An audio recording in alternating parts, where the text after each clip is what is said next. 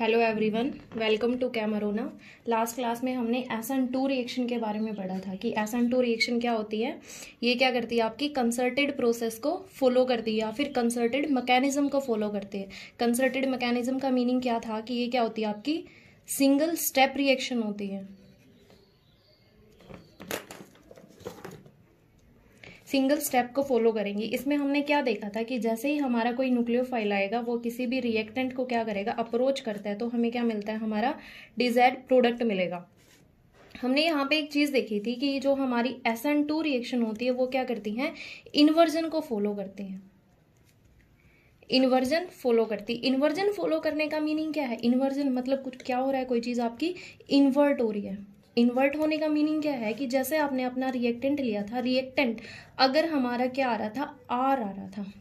Are का meaning क्या है, यहाँ पे हमने पढ़ा है कि हमारे पास कॉन्फ़िगरेशन होती है, उनमें हमारी एक होती है एब्सोल्यूट कॉन्फ़िगरेशन।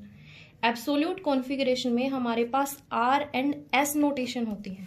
अब आर एंड एस कैसे नोटिस करेंगे, देखो आर एंड एस नोटिफाई करने के लिए सबसे पहले हमें पता होना चाहिए, हमारे पास क्या होना चाहिए, एसिमेट्रिक सेंटर प्रेजेंट होना चाहिए। एसिमेट्रिक सेंटर क्या होता है, अब लेट्स सी एग्जाम्पल से हम इसको समझते हैं। जैसे मैंने लेट कर लिया, मैंने यहाँ पे कार्बन ली, हम ले सकते हैं सिंपल मीथेन लिया हमने CH4।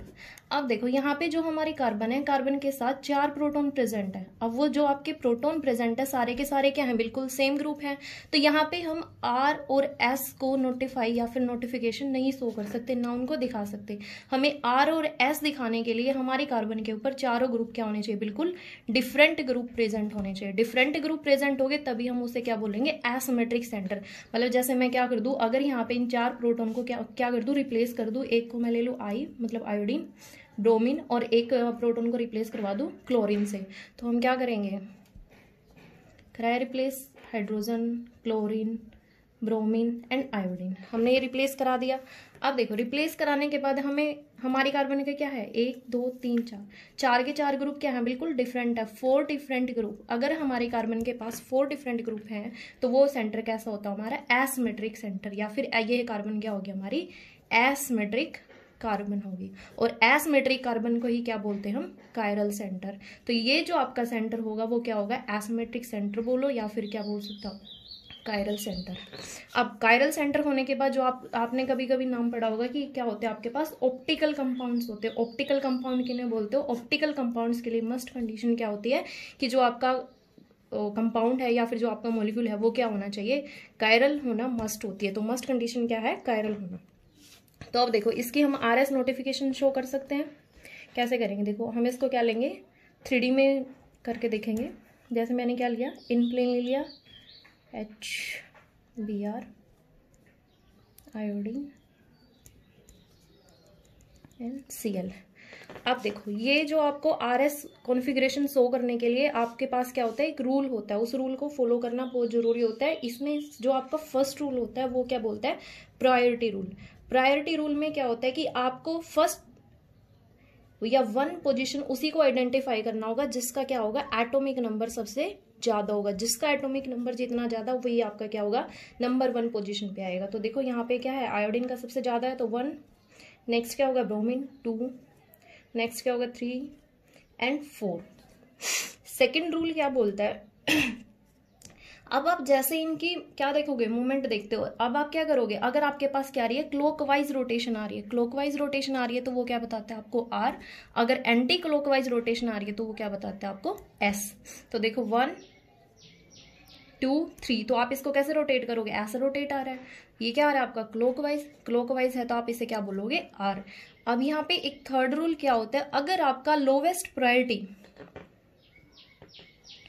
अगर आपका क्या है lowest priority above the plane होता, जैसे मैं कोई और ग्रुप ले लूँ, जो मैंने यहाँ पे आयोडीन लिया है, यहाँ पे मैं क्या लेती, यहाँ पे अगर मेरा लोवेस्ट प्रायोरिटी ग्रुप होता और हाईएस्ट प्रायोरिटी मेरा क्या होता, या तो बिलो द प्लेन होता। तो अगर लोवेस्ट प्रायोरिटी अगर आपका अबोव द प्लेन है तो उस टाइम पे वो क्या हो जाता है, आपकी R से किस में चेंज हो जाता है, वो आपका S में। तो आप उसको क्या कर सकते हो, इन्वर्ट कर देते हो। तो यहाँ पे देखो हमने कल तो हमने सिंपल किया था, आज हम एक एग्जाम्पल के साथ करते हैं। जैसे आपने कल लिया था, ले सकते हो आप 2 ब्रोमो ऑक्टेन। ऑक्टेन है तो आप क्या लोगे, आपके पास क्या होगी, एक चेन होगी जिसमें आपके पास क्या होंगे 8 कार्बन प्रेजेंट होंगे। सेकंड पे क्या होगा आपका, कोई ब्रोमीन ग्रुप होगा, यहाँ पे हम क्या लगा देंगे, हर जगह पे hydrogen hydrogen hydrogen hydrogen hydrogen hydrogen hydrogen. तो आप इसको क्या कर सकते हो, लगा लो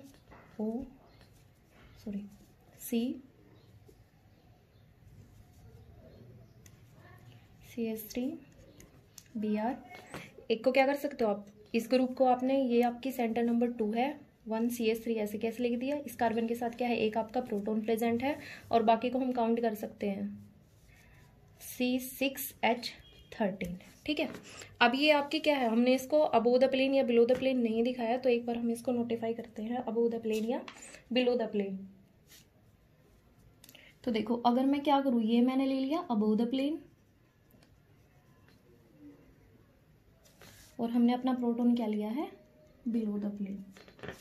आप देखो नोटिफाई करेंगे, फर्स्ट क्या आएगा आपका ब्रोमीन, सेकंड क्या आएगा आपका, देखो सेकंड में अब यहाँ पे कंफ्यूजन अराइज हो रहा है, सेकंड ये कार्बन और ये कार्बन, दोनों कार्बन क्या है, बिल्कुल सेम है, 6 यहाँ आएगा 6 यहाँ आएगा, तो आप क्या सकते हो, दो आपकी क्या होगा, नंबर 2 यहाँ भी आ सकता है, प्रायोरिटी नंबर 2 यहाँ भी आ सकती है।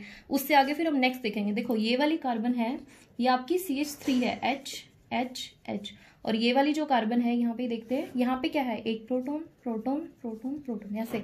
तो देखो सबसे पहले हमने कार्बन कार्बन देखा, तो देखो यहाँ भी कार्बन है, यहाँ भी कार्बन है, बिल्कुल सेम। फिर हम उससे आगे चलते हैं, यहाँ पे जो आपकी ये कार्बन है इसके साथ एक प्रोटॉन अटैच है, इस वाले में भी क्या है, एक प्रोटॉन अटैच है। ठीक है, ये आपका कैंसिल हो गया, सेम है। नेक्स्ट में क्या करेंगे, उससे आगे देखते हैं, फिर आपका क्या है, एक और प्रोटॉन प्रेजेंट है, एक और प्रोटॉन प्रेजेंट है, फिर से सेम है, तो बिल्कुल सेम आ रहा है। उसके बाद देखेंगे जो ये वाली कार्बन है उससे आगे एक कार्बन के साथ अटैच है और उस कार्बन का एटॉमिक नंबर क्या है 6, और यहाँ पे क्या है, ये एक प्रोटॉन के साथ ही अटैच है, तो सेकंड प्रायोरिटी किसके पास जाएगी, C6H13, और नंबर 3 पे क्या हो जाएगा ये, और नंबर 4 क्या हो जाएगा ये। तो अब देखो क्लॉकवाइज होएगा या एंटी क्लॉकवाइज कर सकते हो, 1 2 3, तो क्या आ रहा है आपका R। अगर ये बिल्कुल अपोजिट होता है, जो आपकी लोवेस्ट प्रायोरिटी है, जो आपकी क्या ले रखी है आपने, बिलो द प्लेन है, अगर आप इसको क्या कर देते, अबोव द प्लेन कर देते, तो आपका क्या हो जाता है, ये R किस में चेंज हो जाता है आपका S में। पर अभी नहीं करेंगे, अभी आपका क्या आया है, ये आपका R आया है। तो देखो जैसे ही आपने क्या लिया था, OH ने अटैक किया, OH की अटैक करते ही क्या हो जाएगा, बैक साइड अटैक था, बैक साइड अटैक जैसे ही फॉलो करेगा, यहाँ से क्या हो जाएगा, ब्रोमीन आपका बाहर निकल जाएगा, तो आपको प्रोडक्ट क्या मिलेगा, C, बाकी सब ऐसे ही कर दो, CH3 OH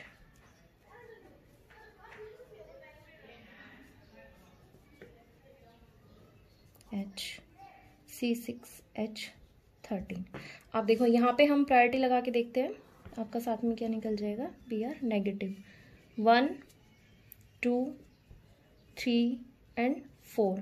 रोटेशन चेक करो, 1 2 3 एंटी क्लॉकवाइज रोटेशन आ रही, एंटी क्लॉकवाइज है तो क्या हो जाएगा S। तो देखो यहाँ पे हमारा रिएक्टेंट R आया था और प्रोडक्ट क्या है S, तो हमारा क्या हो गया, R से S में चेंज हो गया। अब R से S में चेंज हो रहा है, उसे ही हम क्या बोलते हैं, इन्वर्जन। अगर हम आगे कोई और एग्जांपल लेते हैं और उसमें हमारा रिएक्टेंट क्या आ रहा है, अगर S आ रहा है और हमारा प्रोडक्ट क्या आ रहा है R आएगा, तो उस टाइम पे वो क्या होती है, इन्वर्जन पाथ को ही फॉलो करती है। और SN2 रिएक्शन में हमने देखा था, अगर हमारा बैक साइड अटैक है तो वो हमेशा क्या करेगा, इन्वर्जन को ही फॉलो करेगा। तो आप ये बोल सकते हो कि all SN2 reactions follow inversion. तो आपकी जितनी भी SN2 मैकेनिज्म से आप रिएक्शन करवाओगे वो क्या करेंगी, इन्वर्जन को ही फॉलो करेंगी। एक मेन बात क्या थी, ये आपके क्या करती है, कंसर्टेड प्रोसेस को फॉलो करते हैं। अब देखते हैं कि ऐसे कौन से फैक्टर है जो आपकी SN2 रिएक्शन को इफेक्ट करते हैं। SN2 रिएक्शन को इफेक्ट करने के लिए देखो आपने क्या किया, टर्म यूज किया, फर्स्ट टर्म यूज किया हमने एल्काइल हैलाइड, हम एल्काइल हैलाइड पढ़ रहे हैं। सेकंड हमने क्या यूज किया, हमने यूज किया है अपना न्यूक्लियोफाइल। थर्ड क्या है, जिसे हम नॉर्मली ले सकते हैं, एक एल्काइल हैलाइड 2 टर्म से बना है, एक एल्काइल और दूसरा क्या है हैलाइड। तो देखो जो आपने वहां पे हैलोजन ग्रुप लिया है, हर हेलोजन ग्रुप की अपनी अलग अलग प्रॉपर्टी होती है, तो ये भी कुछ अलग इफेक्ट करेगा। एल्काइल ग्रुप, अब एल्काइल ग्रुप में वो डिपेंड करेगा आपकी कार्बन चेन के ऊपर कि आपकी कार्बन चेन कितनी लंबी है या फिर कितना छोटा ग्रुप है, कितना बड़ा ग्रुप आपने अटैच किया है, उसी के अकॉर्डिंग। तो आपके दो फैक्टर, एक फैक्टर क्या हो जाएगा एल्काइल के नेचर के ऊपर, दूसरा क्या करेगा हैलाइड के नेचर के ऊपर, थर्ड आप बोल सकते हो जो आपने न्यूक्लियोफाइल लिया, और फोर्थ क्या हो जाएगा जो भी आपने यहाँ पे अपना सोलवेंट यूज किया है, सोलवेंट का भी क्या होएगा प्रॉपर इफेक्ट पड़ेगा। तो देखो सबसे पहले हम पढ़ते हैं effect of alkyl group on alkyl halide बोल सकते हैं हम। तो देखो सबसे पहले हमने एग्जांपल देख सकते हो आप, कोई भी जो हमने लास्ट क्लास में पढ़ा था वहां से देख लो। CH ये ले लो, Br CH3 और नेक्स्ट क्या था आपका C6H13, सॉरी ऐसे नहीं करेंगे, Br CH3 और यहाँ पे C6H13 होगा और यहाँ पे क्या होगा H। आप देखो जैसे ही आपने क्या किया था, यहाँ पे आपने न्यूक्लियोफाइल का टैग करवाया था। अब देखो ये जो आपका ये बॉन्ड है CBr बॉन्ड, न्यूक्लियोफाइल का टैग करोगे तो आपको ये वाला बॉन्ड देखना है। अब आपको देखना है कि आपका एल्काइल ग्रुप मतलब ऐसे कौन से ग्रुप प्रेजेंट है। देखो जैसे मैंने अगर मैं सिंपल ले लूं CH3Br, मतलब कोई भी क्या ले लूं एल्काइल ब्रोमाइड ग्रुप ले लूं, जैसे H H H और Br। नेक्स्ट क्या ले सकती हूँ मैं, एक H को रिप्लेस करा के यहाँ पे क्या ले लूं CH2 ग्रुप ले लूं, सॉरी CH3, यहाँ पे क्या आ जाएगा H H। नेक्स्ट में क्या करूँ, एक और प्रोटॉन को क्या कर दूं रिप्लेस करा के वहां पे फिर CH3। अब ये जो कार्बन है ये कौन सी है आपकी प्राइमरी कार्बन। नेक्स्ट में क्या हो जाएगा, अगर मैं इस ग्रुप को रिप्लेस कराऊंगी तो वो हो जाएगी आपकी सेकेंडरी, और उससे नेक्स्ट में क्या हो जाएगी वो आपकी टर्सरी। तो देखो जैसे जैसे आपकी क्या हो रही है बल्कीनेस इंक्रीज हो रही है। बल्कीनेस इंक्रीज होने का मीनिंग क्या है, जैसे जैसे क्या हो रहा है आपने अपने H ग्रुप को रिप्लेस करवाया CH3 से। जैसे देखो पहले तो आपके पास H H H था, अभी आपने क्या कर दिया एक बार इस H को रिप्लेस करवा दिया CH3 से, फिर इसको CH3 से, फिर इसको CH3 से। अब आपका जो इनकमिंग न्यूक्लियोफाइल है, आपका न्यूक्लियोफाइल आएगा, अगर यहाँ पे क्या है बिल्कुल यहाँ पे क्या है आपका कोई भी बल्कि ग्रुप प्रेजेंट नहीं है, तो क्या हो जाएगा आपका न्यूक्लियोफाइल इजिली अटैक करेगा। अगर यहाँ पे बल्कि ग्रुप प्रेजेंट है तो उसको क्या होएगा, यहाँ पे वो इजिली अटैक नहीं कर पाएगा, और इजिली अटैक नहीं कर पाएगा तो ये रिएक्शन का जो रेट है वो क्या हो जाएगा स्लो हो जाएगा। तो आप क्या बोल सकते हो, जो आपका ये क्या है मिथाइल ब्रोमाइड है, आप बोल सकते हो सिंपल जो आपका methyl alkyl sorry methyl halide होगा या फिर मिथाइल ब्रोमाइड है, वो क्या होगा सबसे ज़्यादा क्या करेगा रेट को एनहेंस करेगा, मतलब रेट को इंक्रीज करेगा। उसके बाद क्या होएगा फिर आपका प्राइमरी हैलाइड होगा, नेक्स्ट आपका सेकेंडरी, और उसके बाद क्या होएगा टर्सरी। और ये जो आपका पैटर्न है ये बहुत ही इंपॉर्टेंट है, आपसे यहाँ से क्वेश्चन पूछ सकता है। वो आपको क्या करेगा, कोई भी कार्बन दे देगा, वो आपकी कार्बन प्राइमरी भी हो सकती है, सेकेंडरी भी हो सकती है, टर्सरी भी हो सकती है, और इसमें वो क्या पूछेगा आपसे इनका रेट का ऑर्डर पूछ लेगा। तो सबसे ज़्यादा ऑर्डर रेट किसका होगा, ये वाले कार्बन का। तो फर्स्ट क्या हो जाएगी आपकी कोई भी 0 डिग्री भी बोल सकते हो आप इसको, 0 degree carbon primary secondary and tertiary. Next effect आता है इफेक्ट ऑफ हैलोजन, मतलब जो आपने अपनी कार्बन के साथ हैलोजन ग्रुप अटैच किया है, जैसे एक्स की जगह पे यहाँ पे क्या हो सकता है आपका कोई भी क्लोरीन आ सकता है, ब्रोमीन आ सकता है, आयोडीन आ सकता है, कोई भी आपका क्या आ सकता है फ्लोरीन आ सकता है। तो यहाँ पे क्या करोगे, आपको अब देखना है कि आपके हैलोजन का इफेक्ट क्या होगा। अब देखो आपको क्या करना है, ये वाला बॉन्ड ब्रेक करना है। अब ये वाला बॉन्ड ब्रेक कब होगा, जितना वीक आपका ये वाला बॉन्ड होगा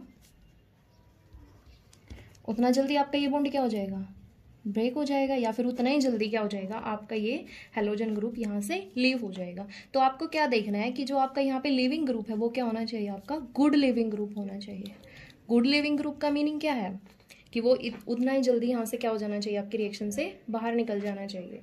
तो देखो अगर सिंपल वे से देखें तो देखो एक्स की जगह पे हम सबसे पहले आई लगा के देखते हैं, फिर उसके बाद हम करते हैं ब्रोमीन के साथ, नेक्स्ट क्या है क्लोरीन, उसके बाद क्या है एफ।